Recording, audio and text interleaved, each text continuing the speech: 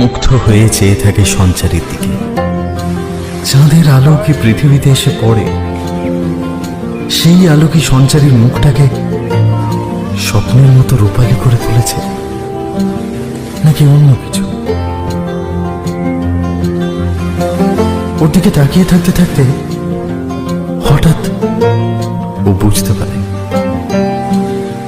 এই গঙ্গার ঘাট, নদী, সূর্য, আশেপাশে ছড়িয়ে ছিটিয়ে বসে থাকা লোকগুলো, দূরে ভেসে যাওয়া লঞ্চ, সব কিছু কোথায় যেন গায়েব হয়ে গেছে।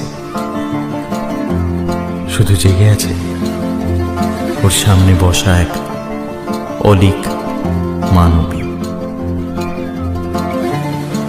যার মতো আর কেউ কোথাও নেই।